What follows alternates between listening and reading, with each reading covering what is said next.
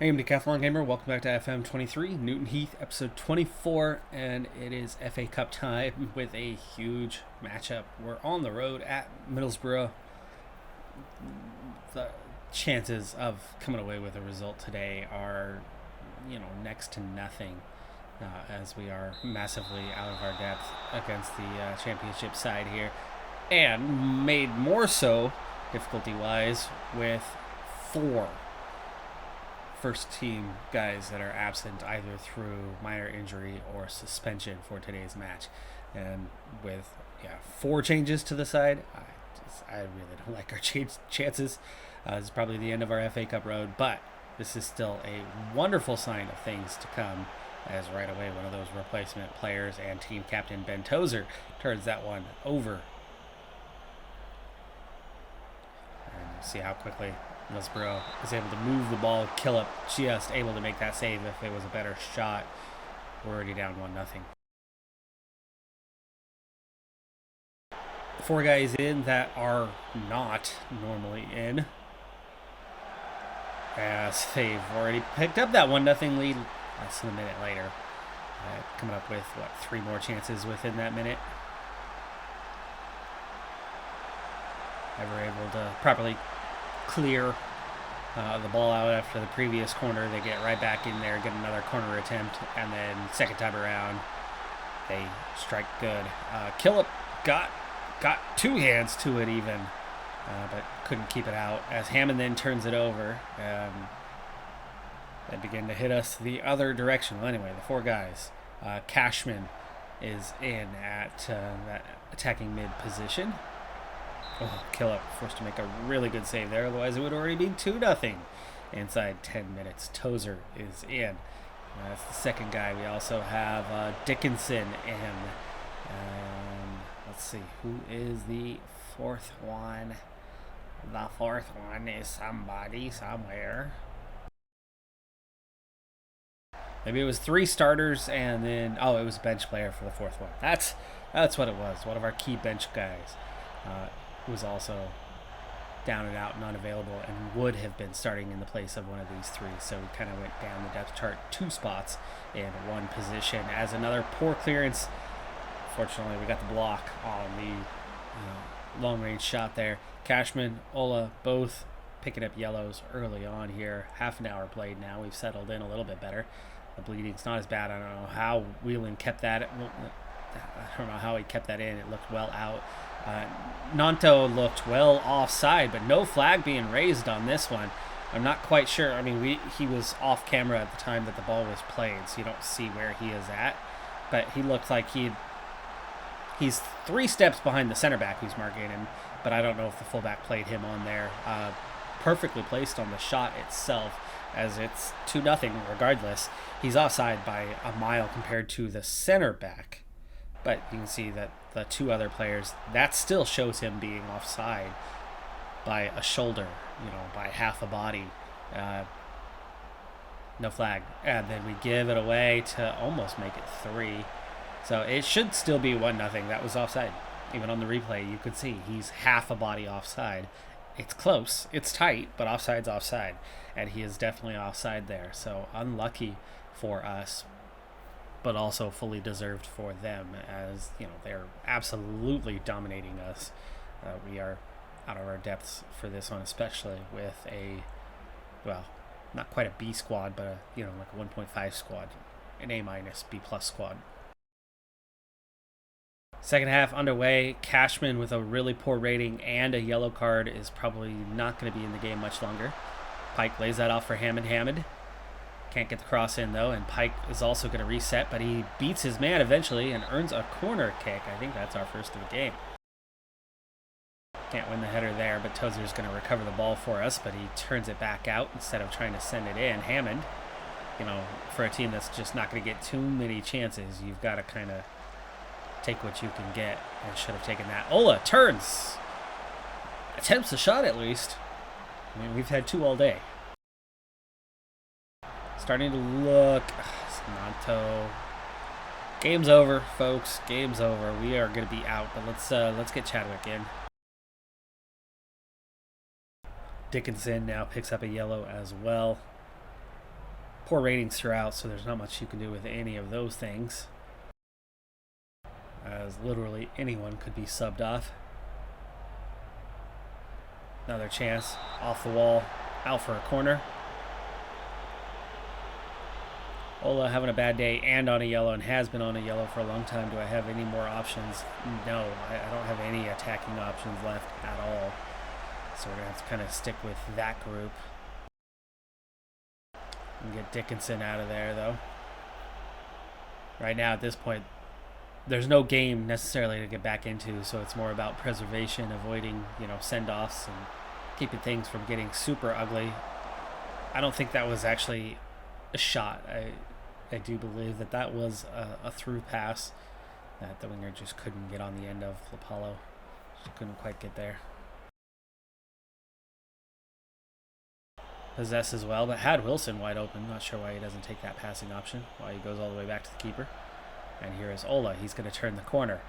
Towards the end, sets up Ford. Ford gets there, but that's going to do it. That's the last play of the game, final touch, and we lose 3-0. Again, one offside. Should have been 2-0. XG-wise, 2-0 is actually right on the balance. And for us, going on the road to a championship side and losing 2-0, not bad. Not bad. I mean, in all honesty, as many divisions as we are below them, 2-0's not bad. 3-0 with an offside goal that, shouldn't stand, not that bad either. So, not a bad performance, but clearly they were the class, and we were just not on their level. But, we weren't horribly outclassed. I mean, we can outclass some of the teams in our division at times in a way that we didn't see, the opposite of happening here. So I'll take that performance. But our FA Cup run does come to an end. We still have the FA Trophy. And as the season goes on, if we are established as a more firm league leader, we're going to work on trying to get the manager ratings up by taking on a few more matches. Next up for us is FA Trophy. We're on the road at Weymouth. They are in the same level we are, but in the South Division instead of the North. On paper, they were predicted to finish 8th in the league, so, upper mid-table, or at least solid, comfortable mid-table. But they find themselves down in the league quite a bit, not far above the relegation zone at this just beyond halfway point of the season. So without form to support them, let's see what we can do here with what is essentially a B squad for the most part, as we have 5 players unavailable today. Both defensive mids, both center backs among those unavailable, some from injuries. It's only been a week since that last match, but also some from suspensions, yellow card accumulations.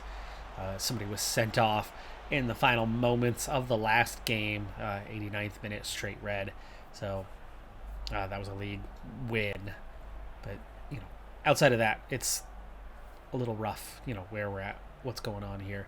But we'll see if this, partially B squad can perform today. Dunnisian wins that header, but here's another chance. Dunnisian, another clearance. Tozer then sets up, and how are we They don't even have anyone around. They got a guy many yards away. Pike comes in and clears the ball out, and apparently he's held back from getting to that ball. He was never getting to that ball, ever. And we get...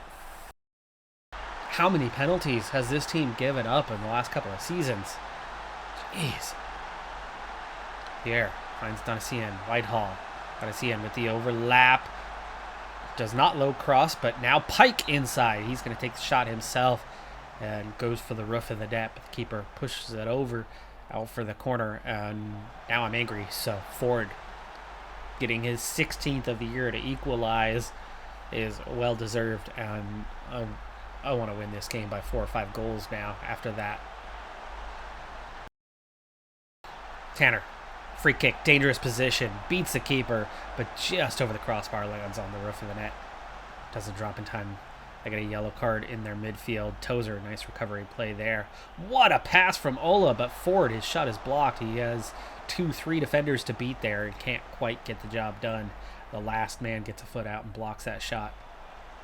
Clear that one away, and then Tozer with the second one. Ford in space, but he's surrounded. Can he find a teammate? He does. Lapalabai, and then Tanner. Oh, good save from the keeper. Ball could have been better placed there, but since their goal, it's been all us. Tanner finds Ford. Ford, nice play there, but can't beat 30 defenders. He's not getting much support today. Ola! He's really holding the ball up well. Ford is having a heck of a game here. Offside, it looked like, but no flag. It's out for a goal kick. Apparently that was on. Not sure how. Tierney. Ola. Good turn. Takes towards the corner. Lays it off for Whitehall. Whitehall takes it himself. Forces a easy save from the keeper. Should have held on to that one. But we get a corner kick out of it. Tanner. Ay. Takes it out and then cuts back in. And just puts that one on a silver platter. Easy pickings. Ford, nice recovery. He cuts inside. Lays it off for Tanner. Ola was trying to get in position, but ran out of space. That was well defended. Nice turnover there. Forrest Lapalo's got some space to run into, but then he pulls it back inside. Great pass to Tozer. But again, the cutback pass has been beautiful. But then the guys are taking their shots outside of the box when A, they have space to bring it in. B, their instructions are not to take that shot. And they're not getting them on target. Or if they are, it's easy saves for the keeper. And we find ourselves with still less XG than what they have, even though it's 12-4 on chances. But that's all from that ridiculous penalty. In fact, they've only accumulated XG a single time following that moment. Oh, Donasian. He's got 10 yards on his guy, and instead he heads it away instead of getting it under control and passing it to his keeper or an open teammate. Bad giveaway to start second half, and we're already an hour in. Here's Whitehall. He cuts inside and turns it over. Touch was too strong. Sensi's the other way. Now far. Long ball to no one, and Killip! What the... Completely dominate the game and give up 2 goals. Absurd. Absolute absurd goals. Killip. Like, what is he even doing? He's trying to do a dance move there? Oh, and then Craddock actually scores moments later. Wow. All right, folks. Well, we're gonna make an early exit from the FA Trophy here. Just absurd what's going on here. We've completely dominated this game. We get a shit call for a penalty for something nowhere near the play, or not very near the play. And then they get an absolute absurd goal off of, what can only be chalked up as an FM type mistake. Right? Just nothing that happens in real life except for, once every 3 years at some random league in the world, as Ford gets us one back, but we're still down. And then, of course, the immediate aftermath, right after the kickoff, a frustrated team comes out not playing, gives up a third. Do I have a replacement? No, I don't have any defensive mid replacements. Lapalabai is doing okay. We cannot afford to take him out. Donasian is not doing anything, and I do have reserves there, so let's go ahead and bring that sub on. Tanner. That's blocked. Out for a corner. This thing's not over yet. Tanner out to Pike. Pike, that cross. Ford can't win that one, but Whitehall wins it back. Ford is tired, but he's having a hell of a game. I really don't want to bring him off. Maybe we bring off Tanner instead as switch Walker, and then we'll get into the tactics and put Ford where those legs don't matter quite as much. Drop him down a little bit. He's made a lot of runs. A lot of plays since how does he beat This is what happens when you have to go deep in your defense. Almost out of time here, but let's go ahead and make that trade. There we go.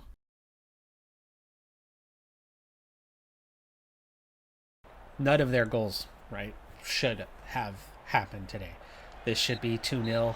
Should be more than 2-0, right? If our finishing, or if we would actually take the right chance instead of the wrong one. But where's the ratings bad? Pierre, Tierney, Tozer, Whitehall. Guys that shouldn't have been in this game. Guys that only played today.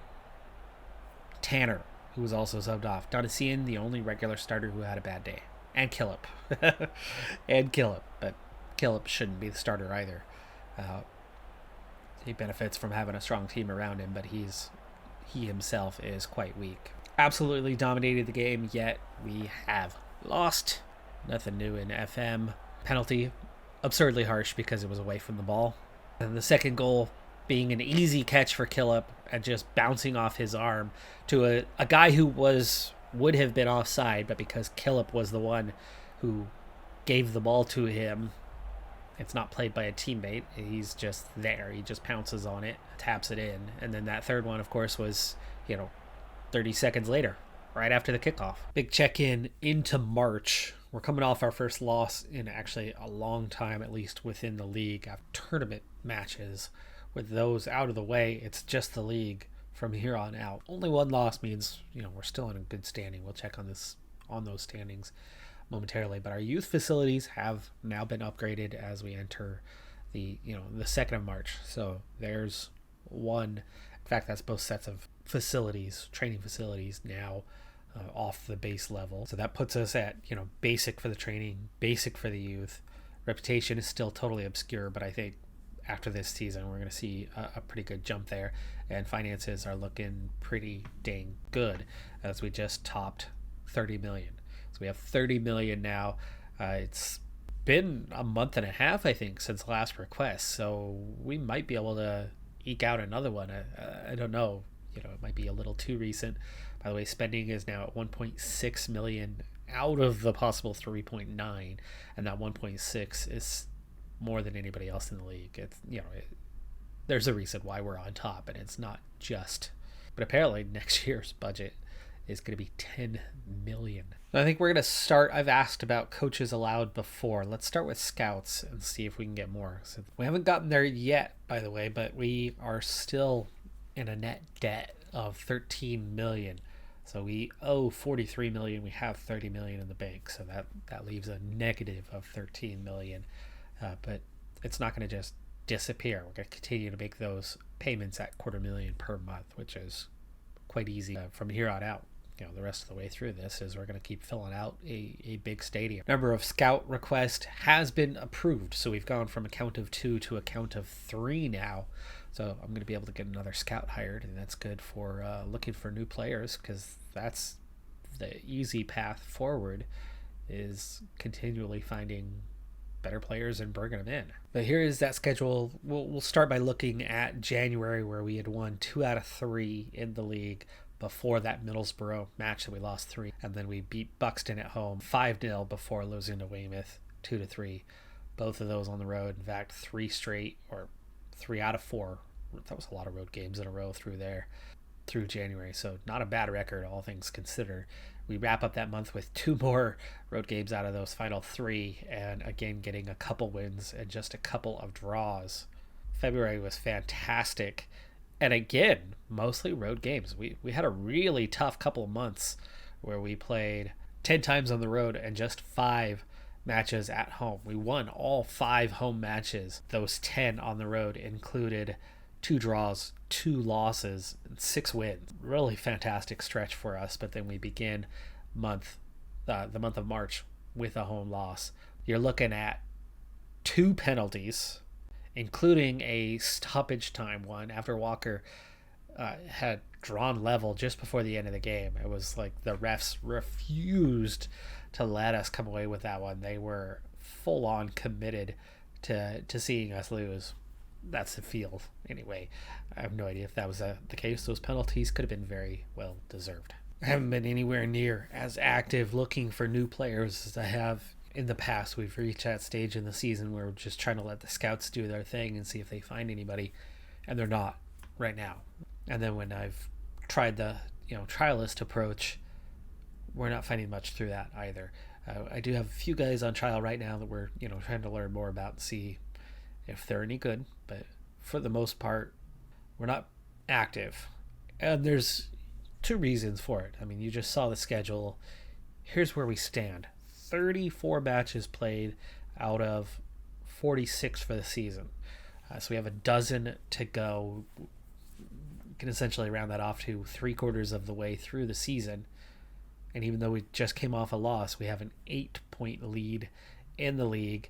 Kidderminster is 11 ahead of Buxton. So the two of us are well beyond everybody else, but we're not putting much ground between us and Kidderminster. We have a cushion, but it's not huge. So as much as I want to get involved and try to develop, the manager's stats, until Kidderminster falls back a little bit or we get a little closer to the end of the season, we can't afford to let up yet. And so, of course, we haven't seen much in terms of development, but I think we've seen a little bit. It appears we've picked up a point or two. We're at 5 for discipline and motivating and 4 on people management. I know we saw a decent boost to those when we got that coaching badge, and that was where we primarily got the points, but I don't remember exactly how that was distributed. But I do think there is at least 1 new point, if not 2 new points, for the mental side, attribute-wise. On the coaching side, it looks to be about the same.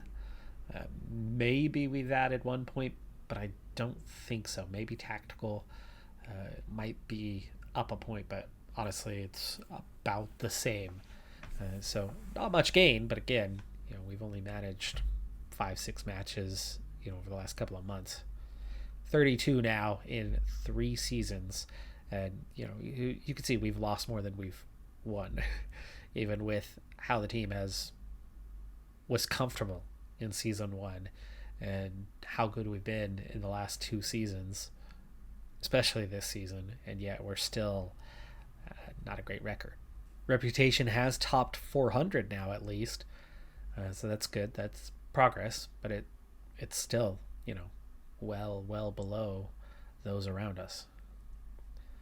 On the facilities side of things, the training and youth facilities sit at a 4 out of 20. Junior coaching is now a 6, so that's actually a pretty healthy gain. Youth recruitment is still a 1. That's the one that's been really hard to get anywhere, and I feel like it has something to do with the club reputation being so low. But maybe it's time to ask once again, because that's the only one that hasn't come off the bottom yet, and we have another training facility upgrade on its way, so that's going to get even higher. Well, there's a performance for the ages. This is a league game against relegation favorites Peterborough Sports. 10-0. 10-0. Walker with 2 goals. Ola with 2 goals. Ford in the attacking mid position with 3 goals. Lapalo Bai with 2 goals. We have a brace or better from all 4 attackers in this one. Neil with an assist and a goal. Tanner off the bench with an assist. That's insane, and most of that happened in the first half. 9 of the 10 goals in the first half.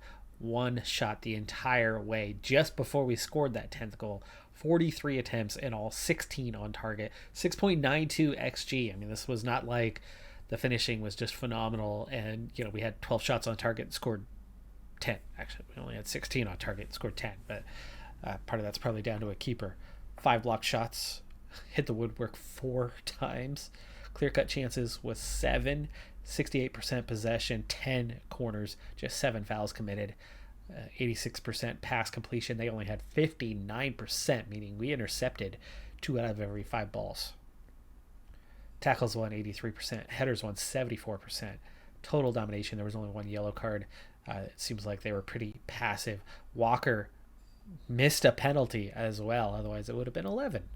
Also, with 10 to play, we now have a 10-point advantage as Kidderminster have picked up a draw to hurt their chances at overtaking us. Now, we don't have to worry about anyone besides Kidderminster at this point. Now, we've got at least a 3-game cushion with 10 to play. So, that management side is going to come in soon. Kind of keep it going. I think I'll take a couple more, trim it down to 8, make sure we have at least that 10-point lead by that point before we start using the manager to kind of handle the side through the end of the season. We want that development as best we can, but we don't want to jeopardize the promotion. If not for, Kidderminster, looking at Buxton, 24 points ahead, we'd already be doing that at this stage. We are plus 73 in goal differential. I've attempted to improve the youth recruitment once again. That's the one that's at level 1. They again reject it for saying club our size. Guaranteed that's coming down to that low reputation. Let's discuss it with the board. Let's see if the comparison to other clubs can make the breakthrough on that one. So we need to invest in local youth recruitment as we operate in such a busy region. It's important to stay competitive. Let's try that one. Let's try the logical approach of we should never be satisfied with what we have. This is an area we can make constant improvements in with huge benefits to doing so. Be left behind by some of our biggest rivals. I really can't stress enough how important it is. Yeah, this is a club reputation nightmare trying to get this one up. Maybe next season. If we win the league, which it's looking like we will. How about the ambition approach? All right, we're not going to the threat level, but that was absolutely disappointing. But it's got to come down to that club reputation. If we win the league, though, we're going to get a big boost to that reputation, and maybe, in the following season we can get that turned up. Tyler Walker and the league in general, we are dominating across the league. Walker with 41 goals. Golden Boots his. You can call that one done with 10 matches to go. The second place guy has 23 goals. So huge advantage there. Shots on target per 90 is half a shot higher than second place. Open key passes with Ollie Tanner, Lapalo Bai, both top 2 in the league. Lapalo Bai also expected assists is second overall. Progressive passes, Harrison Neal, Oliver Hammond. So both of those defensive mids really contributing to those progressive passes. And then Ben Tozer, who doesn't play anywhere near as much, also doing relatively well in that department anyway. Team goals, top 5. Absolutely crushing that one. Passes attempted per 90. You can see that's another area. Pierre, Wilson, Tozer. So our defensive guys attempting the most passes per 90 as we patiently build. And obviously it's working. Shots on target. Pierre is the league leader. But Shaq Ford is the first one who's going to have a high volume. Sits 5th with 55%. And then goals per 90, you can't see it behind the face cam, but Tyler Walker is leading that one. Not by a crazy margin, though. He's got a 1.17. Jake Hutchinson, the guy with the second shots on target, is second with a 1.09. But he's not 20 plus goals. So surprisingly, he's not up there. He must not have really played a whole lot. Maybe has just enough appearances, minutes to kind of make the list. But when it comes to other key stats, most assists, Ollie Tanner is +4 over anybody else. Ola also making that list with 9. Tyler Walker does not have the most shots in the league, surprisingly, with his 35 starts, 1 bench appearance. Glenn Taylor on 34. Minutes per goal, though, is significantly better for the guy who sits second. Player of the match, spread out because we have so many quality talents. We're not even on top of the key passes area, surprisingly. Kill up at 92% pass completion. Tyler Walker is 5th with 87%. That's helpful. That's actually really helpful. Surprisingly, most tackles won. The top 5 are all within 2 of each other. Killip has a slight lead in the league on most shutouts. Fewest conceded. Well, appearances is a factor. Allowed per 90, 0.85, 1.07, 1.12, 0.85 for Killip. So he is equal on best, but Jacob Adams of Kidderminster, that team that's in second place. He's had 13 appearances and has done really well for himself. But that does it for this episode. I'm Decathlon Gamer. Like, comment, subscribe, and I'll see you next time. Have a good one. Be safe out there. Bye for now.